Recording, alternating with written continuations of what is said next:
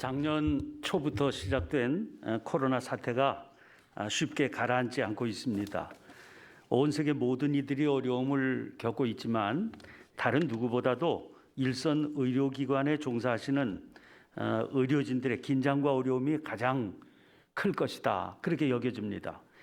우리 교회에서도 매일 성도들이 방역의 최일선에서 땀 흘려 수고하시는 의료진들을 위해서 기도하고 있습니다.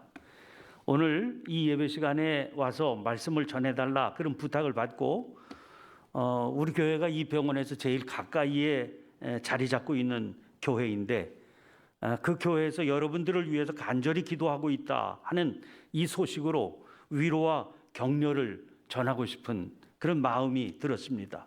부디 이 어려움의 시기를 누군가 우리를 위해 기도하고 있다 그런 사실을 떠올리시면서 힘내셔서 어려운 사명 잘 감당하실 수 있기를 간절히 축원합니다.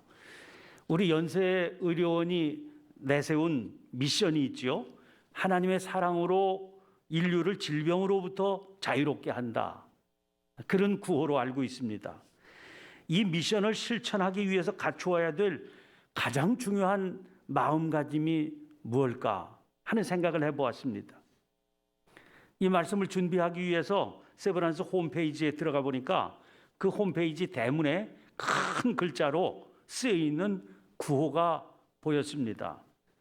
공감, 또 하나의 치료, 이런 구호입니다. 그리고 그 밑에 작은 글씨로 이렇게 써 있더라고요. 질병 치료를 넘어 환자의 마음까지 치유하겠습니다. 참 마음이 따뜻해지는 그런 내용이었습니다.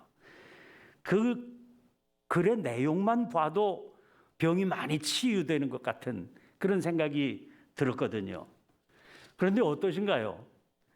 문제가 있는데 그게 생각처럼 쉽지가 않다. 그게 문제가 아니겠나 싶습니다. 우리 장로님 가운데 한 분이 여기 세브란스 의사이신데 그 부인 권사님이 암이 발견되셨습니다. 다행히 초기에 발견된 것이라 빨리 수술을 받을 수 있어서 건강을 회복 중에 계십니다. 그런데 이제 그 과정을 통해서 우리 장로님이 체험하신 것을 와서 간증하고 고백합니다. 이제 그 당신 부인이 검사받고 또 기다리고 하는 그 과정을 함께 여러 시간을 진행을 하면서 그 시간 동안 당신이 회개를 많이 하셨다고 하는 그런 고백이에요. 뭐 그동안 환자들 수십 년 동안 이렇게 진료하면서 병 설명해주고 가서 검사 받으시라, 가서 사진 찍으시라, 뭐 이렇게 쉽게 말씀해왔죠.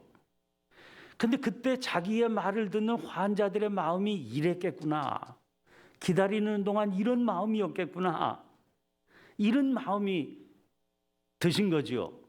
근데 얼마나 그 마음의 몇 분의 1이라도 공감하는 마음으로 그렇게 위로를 전하고 함께 할 수 있었을까? 조금이라도 그 형편에 공감했으면 얼마나 그들이 위로를 받고 힘을 얻을 수 있었고 또 치료 효과도 또 좋았을 텐데 왜 조금이라도 더 그렇게 하지 못했을까? 그런 자책감이 들었다고 하셨습니다. 제가 아는 그 장로님은 뭐 어떤 의사보다도 더 많이 공감하고 더 많이 환자들을 위로하는 분으로 그렇게 알고 있는데도 불구하고 그런 마음이 드셨다는 걸 보면 이 문제는 정말 끝이 없는 문제로구나 그런 생각이 들었습니다. 특별히 제가 듣기로 오늘 이 예배는 어린이병원 주간 예배 아닙니까? 세브란스 어린이병원에 오는 어린이들 가운데 가벼운 병으로 찾아오는 어린이가 얼마나 되겠어요? 우리 교회도 청년들이 주일날마다 어린이병원에 와서 봉사했습니다. 이 코로나 때문에 끊긴 지 벌써 1년 넘어 진행되고 있습니다만은 매주일마다 어린이들과 같이 예배드리고 또 활동하면서 다녀온 얘기를 가끔씩 제가 전해 듣습니다. 또 특별히 소아암 환자들의 부모를 위한 선교회가 있어서 그 활동에 저희 교회도 동참하고 있습니다. 가끔 그분들 얘기를 통해서 그 아이들 환자의 부모들 얘기를 전해 듣기도 합니다. 심각한 병을 앓고 있는 자녀를 보면서 그 부모들이 하나님 앞에 이렇게 기도한다고 그래요. 제발 우리 아이보다 하루만 제가 더 살게 해주세요. 이거 누가 이 아이를 돌볼까 하는 그 마음 때문에 그런 기도가 처절하게 터져 나온다는 것 아닙니까? 그런데 병원에 근무하시는 분들에게는 늘 주변에 그런 분들이 가득한 게 일상이 아닙니까? 그러니까 이게 평범하게 느껴질 수 있으시겠구나. 개인에게는 얼마나 이게 심각한 일인데 그들이 대하는 의료진들의 마음은 일상이다 보니까 그분들이 생각할 때는 이게 아주 냉정하게 보이고 또 객관적으로만 보일 수 있겠다. 그런 생각을 합니다. 자기도 모르는 사이에 덤덤해지게 되는 게 아니 우리가 인간인데 어쩌면 자연스러운 일이 아니겠습니까? 또 치료를 위해서 반드시 필요한 객관성 또 냉정함 그런 것도 있을 수 있을 겁니다. 그러나 냉담한 것과는 또 다른 차원의 문제가 우리에게 요구된다는 거죠.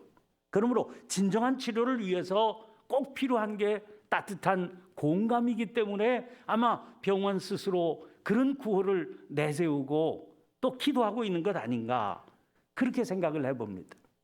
그런데 문제는 구호가 아니라 실제가 문제니까 그럼 어떻게 우리가 그런 공감을 가질 수 있을까 하는 것 아니겠습니까? 요 몇 달 전인데 4월 달입니다. 스탠퍼드 대학의 심리학과 교수인 자밀 자키 박사라고 하는 분이 쓴 책이 한 권 번역 출간됐습니다. 그 제목이 공감은 지능이다. 이런 책입니다. 그 책의 내용이 간단하게 이런 겁니다.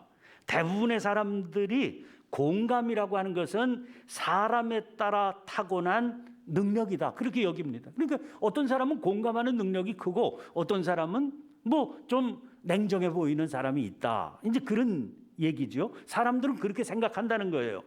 그런데 자기가 오랜 시간 동안 공감 과학 연구에 전념을 해보니까 그게 아니더라는 겁니다.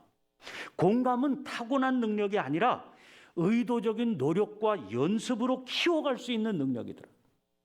그게 뇌과학적으로 실험실에서 다 증명이 됐다. 이제 그런 얘기입니다.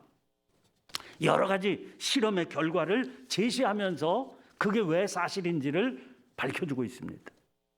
훈련, 노력을 통해서 얼마든지 사람은 공감하는 능력을 키워갈 수 있다는 겁니다. 근데 문제는 그러면 이 일을 위해서 그 훈련을 위해서 가장 효과적인 방법이 어떤 게 있을까 하는 거죠. 오늘 본문 말씀을 보면 너희 안에 이 마음을 품으라 곧 그리스도 예수의 마음이다. 그러셨습니다. 그 마음의 결과로 나타난 게 뭐겠습니까? 그 이하의 본문 말씀을 보면 그게 바로 성육신 사건이라는 거예요. 즉 하나님께서 사람의 몸을 입고 이 땅을 찾아오신 그 사건이라는 겁니다. 즉 예수님의 마음이야말로 공감하는 마음이다 하는 겁니다. 마가복음 2장을 보면 침대 위에 누워있는 중풍병자를 친구들이 예수님께 데리고 왔습니다. 그런데 예수님 앞에 집안에 사람들이 가득 차 있어서 예수님 앞으로 이 환자를 데리고 갈 수가 없는 상황이 돼요. 그러자 친구들이 이 침상을 들고 지붕 위로 올라갔습니다. 그 지붕을 뜯습니다. 그래서 지붕에 구멍을 내고 환자가 누워있는 침대를 예수님 앞으로 내려 보냈다는 겁니다. 여러분 방에 사람들이 가득 차게 앉아 있는데 그 사람들 위로요 뜯어낸 지붕의 조각들이 사정없이 쏟아져 내렸을 테니 난리가 났을 것 아닙니까? 우리가 알고 있는 중풍병이라고 하는 것은 당장 환자가 오늘 내일 어떻게 되는 시급한 병이 아닙니다. 그러니 이렇게라도 응급조치를 해야 될 그런 병은 아니지 않습니까? 그런데 그런 사람을 고치겠다고 이 난리를 피는 겁니다. 그러나 주님은 그들을 경우 없는 사람들이라고 꾸짖지 않으십니다. 오히려 그들의 믿음을 보시고 그 병자를 고쳐주셨다는 겁니다. 그러면 그렇게 하신 예수님의 판단 기준이 뭘까요? 시급한지 아닌지를 보통 사람들의 시선으로 본 게 아니라 환자의 입장에서 바라보신 겁니다.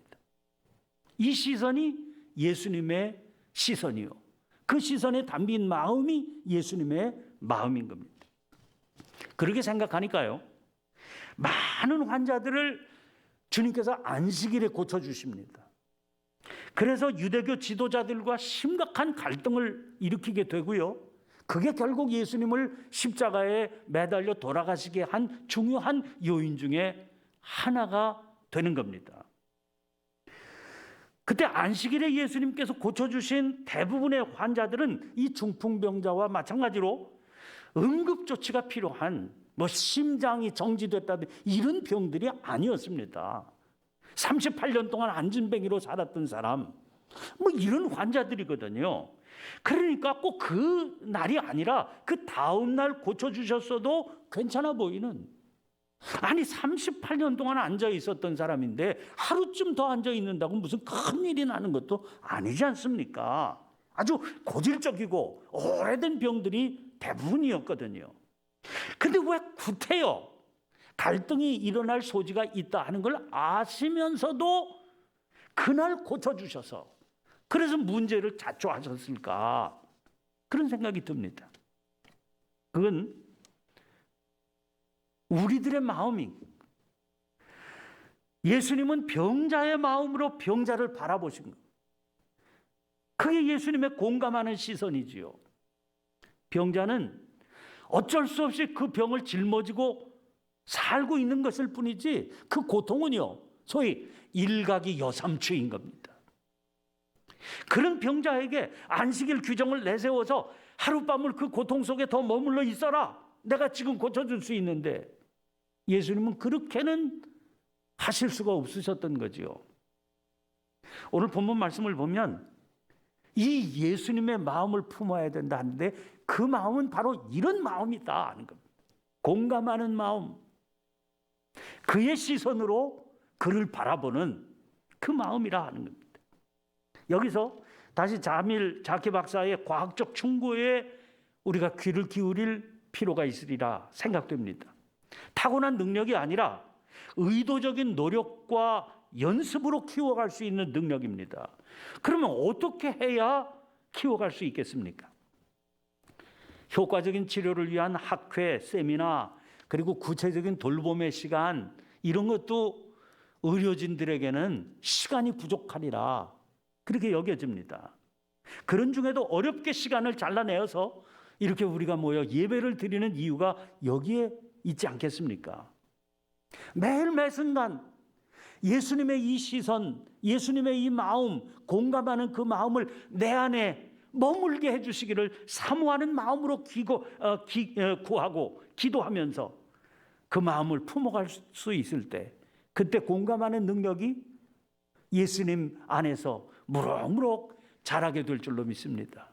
이 세브란스에 근무하는 믿음의 모든 의료진들이 이런 마음을 품게 되어서 마음까지 치료하는 병원으로 더욱 자라갈 수 있게 되시기를 주의 이름으로 간절히 축원합니다. 기도하겠습니다. 하나님 아버지, 감사합니다. 이 이른 아침 저희들이 한 자리에 모여 하나님 앞에 예배를 드리며 주의 마음으로 무장해 주시기를 간절히 구합니다. 주님이 역사하여 주셔서 이 병원에 근무하는 모든 의료진들과 직원들이 그 마음에 예수님의 마음을 품고 그 마음으로부터 비롯된 시선이 예수님의 시선이 되어서 환자들의 병을 치료할 뿐만 아니라 그 마음까지도 온전히 붙잡아 줄 수 있는 진정한 병원으로 더욱 발전해 나갈 수 있도록 도와주시옵소서. 긍휼과 자비의 영으로 충만히 채워주시기를 원하옵고 예수님 이름으로 기도하옵나이다. 아멘.